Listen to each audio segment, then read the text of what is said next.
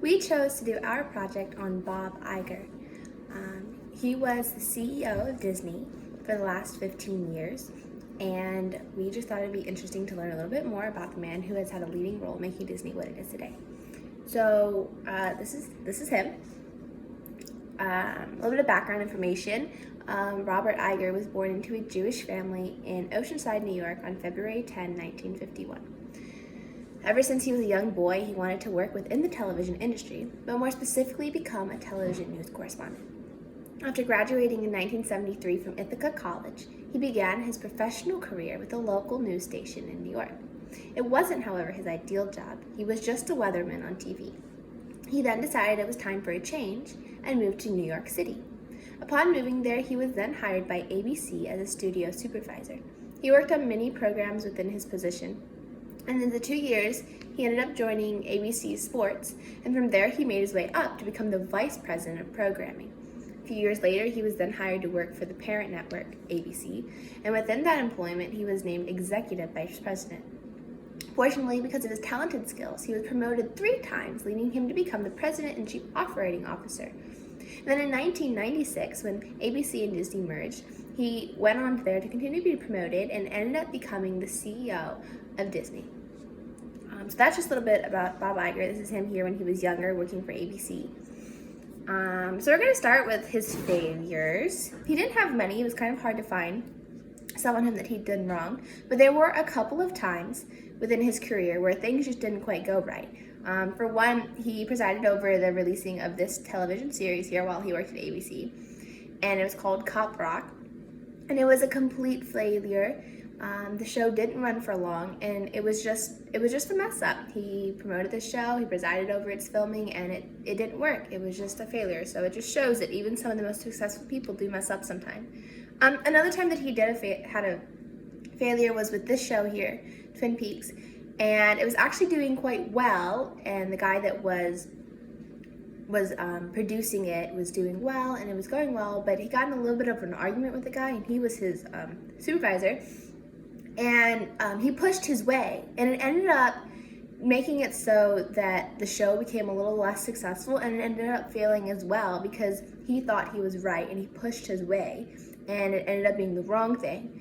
And so I think he learned from that a little bit of humility and to let people be creative on their own and not push his way so much.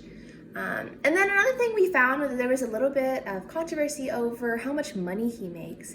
He makes a lot of money. We found that it's over 1,000% more than the average Disney employee makes. And that has upset some people because although he has a good position and he works hard for his money, he makes like $66 million a year, which is incredibly more than most of the people that work under him. So that's something that's a little maybe not so good, doesn't put him in the best light. But then he's had some successes, some really good successes. One of those being that when he started out at Disney actually wasn't doing so great in 2005 when he came in and became the CEO. But then he bought Pixar, and that made all the difference, and it really helped Disney get back on their feet and do better. And from then, he bought many other companies, and he continued to let Disney expand and grow, and really became successful for them. He really got to build Disney back up, and he brought so much income into Disney industry that it was just insane. Like, they've become one of the biggest companies.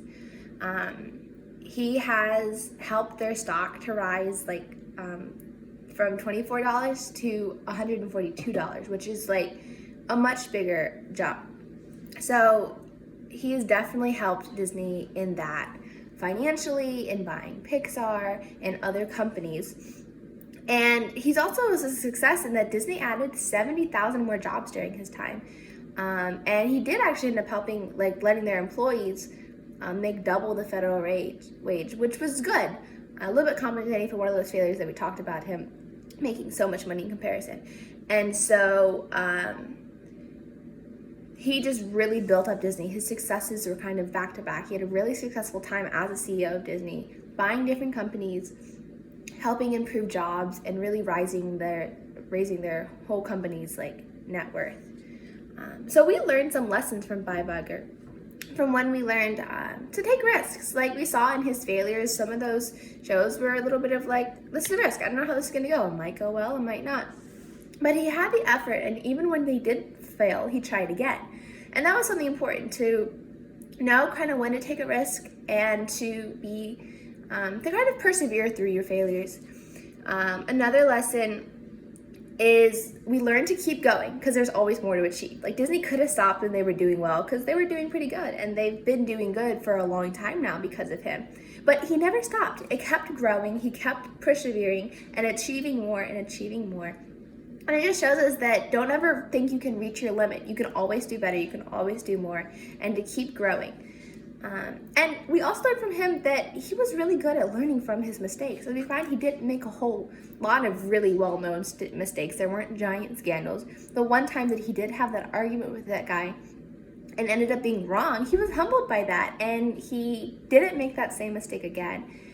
And so we find that he has kind of encouraged us to take risks and not be stopped by failure, and to keep going and to keep achieving, and to learn from your mistakes, to really be intentional about growing as a business person and being humble as a leader.